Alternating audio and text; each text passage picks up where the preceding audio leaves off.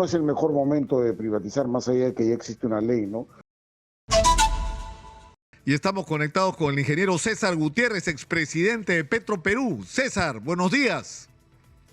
Nicolás, gracias por la invitación. Comencemos por lo más urgente, César. Avanza País, este partido extraño que no sé a quién pertenece ni ella no se sabe qué es exactamente, pero ha presentado una propuesta para privatizar Petroperú. ¿Qué piensas tú de esto?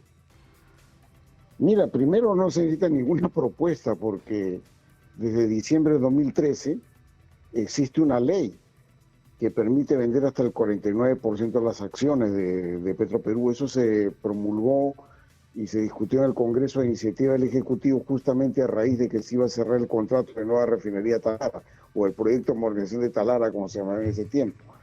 Claro, uno dirá con el 49% es difícil que un privado intervenga, pero sí se pueden hacer acuerdos en el privado que puede intervenir, cosa que veo muy difícil en este momento, que le des el control de la empresa de tal manera que no sea el Estado el que ponga las pautas de lo que hay que hacer. Pero ley para privatizar existe, o sea, eso, y Petroperú es una empresa que está inscrita en bolsa ya desde el 2012, y la venta de acciones no se realiza porque no cotiza, pero está inscrita en bolsa. Pero no es el mejor momento de privatizar, más allá de que ya existe una ley, ¿no? No, pero además... El tema central es que no se sabe cuál es la real situación a estas alturas, ¿no? Claro, pero lo que sí se sabe es lo de la refinería de Talara, ¿no es cierto? O sea, ahora, después del tiempo transcurrido y la realidad que estamos viviendo, ¿qué piensas tú de la refinería de Talara?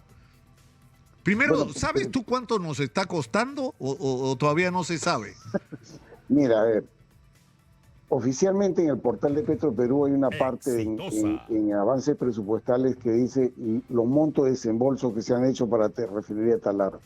Y el monto que aparece es 6.218 millones de dólares, eso es lo que aparece oficialmente.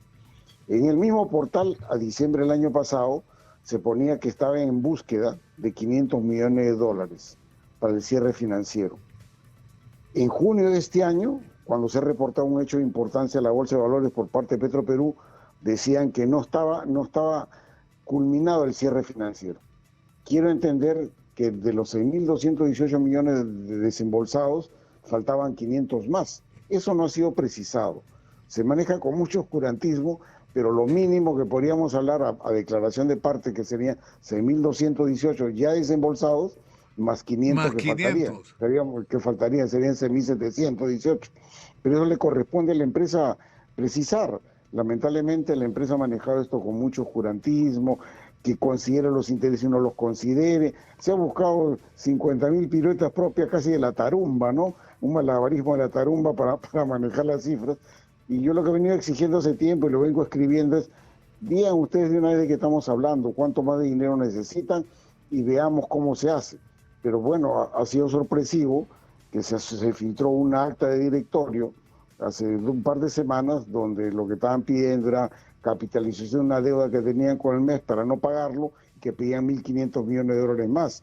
1.500 más 750 que pedían que capitalizar y no pagar, era 2.250 millones de dólares adicionales, y eso se suponía que era para capital de trabajo. Eso significa como un punto del PBI, que es una cantidad significativa. Pero es una locura, ¿no? Es decir, no solamente o sea, no es un negocio, no ha sido un negocio la refinería de Talara. O sea, ¿por qué se tomó esta decisión? ¿Por qué? O sea, ¿tú tienes alguna explicación?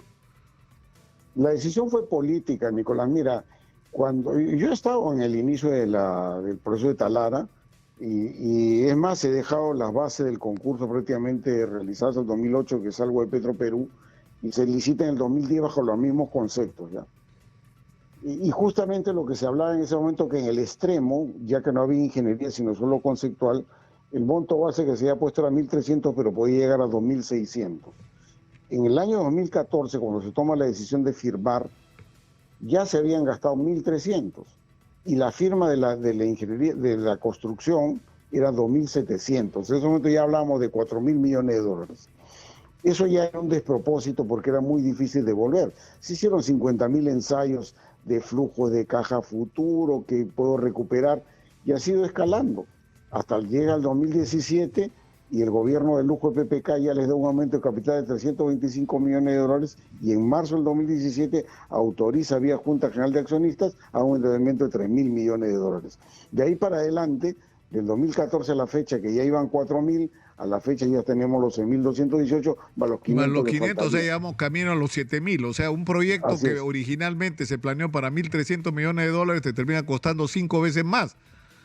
Claro, y que en el extremo podría costar el doble, porque a esas alturas, cuando se habla de esas cifras, sí, no claro. hay ingeniería. Ya digamos, pero, en el peor caso, escenario... estamos hablando pues, de una cantidad significativa que va a ser muy difícil recuperarla.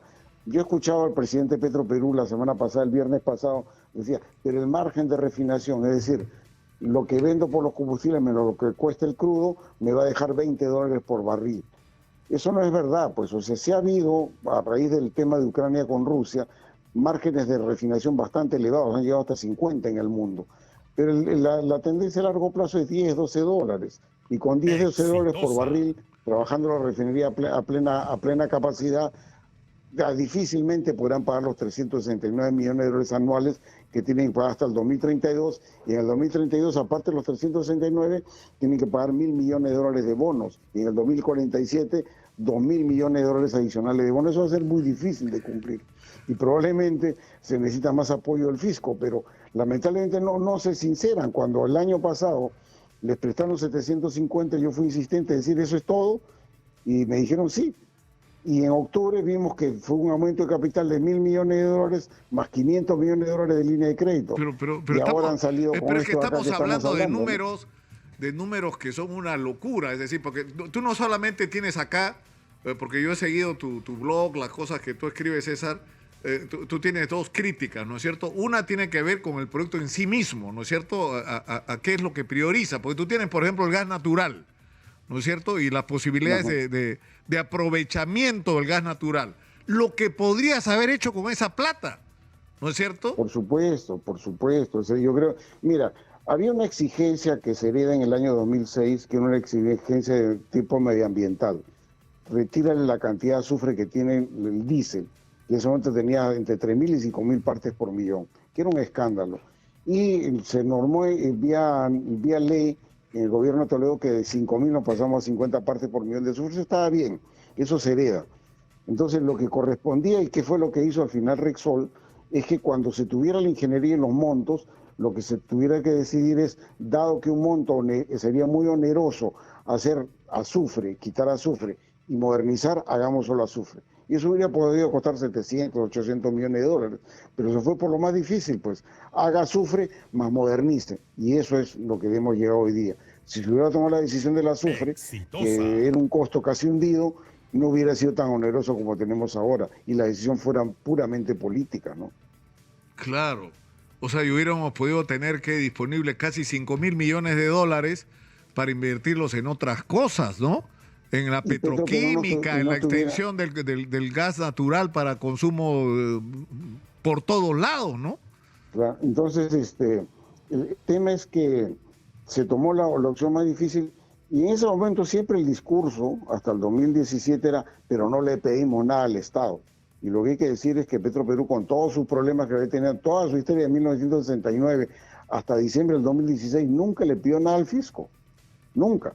O sea, podría haber tenido pérdidas algún año, podría tener resultados magros de utilidad, pero nunca le pidió un centavo al fisco, más bien aportaba bien impuestos. Pero ahora, a partir de 2017 comenzaron los desembolsos, ¿no?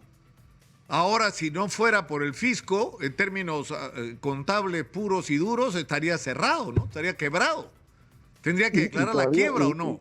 Si el Estado le quita el respaldo a Petroperú, le dice ya no te avalo más, no te suelto más billete, te mueres. Es un buen tema el que tocas porque Premier Otárola y el ministro de Economía y Finanzas le ha dicho que no le van a hacer los aumentos de capital que han pedido, pero queda en cartera dos temas, ¿no? Porque han pedido 500 millones de soles para documentos cancelatorios para importación hasta el 2025. Y por otro lado han pedido una garantía del Estado peruano para que el Banco de la Nación le dé 1.000 millones de dólares de crédito para importar combustible. La pregunta, ¿la negativa que le han dado solamente es el aumento de capital o esta línea de crédito que están pidiendo? Porque si lo secan la línea de crédito vamos a tener un problema de suministro con ellos en el corto plazo. Claro, felizmente para el mercado, pero mal para Petroperú, es que se ha reducido alguna cuota del mercado solamente el 27%. Su cuota siempre fue 50% y ahora se ha reducido solo al 27%. Entonces, podrá generar una turbulencia en su momento, pero ya tampoco no es tan drástico el desabastecimiento con el cual nos amenazan para que le den dinero y que esto ya suena a chantaje, pues, ¿no? Entonces, yo no sé si les van a secar la línea de crédito y eso tiene que responder el ministro Contreras urgente, porque creo que están necesitando urgente esa línea de crédito, ¿no? Qué cosa. Pero en fin, César, muchas gracias. Muchas gracias. Gracias, Nicolás. Si te Buenos días. escucharan, ingeniero, ¿ah? Si te escucharan. Pero eso es lo que yo digo. Muchas gracias, César Gutiérrez.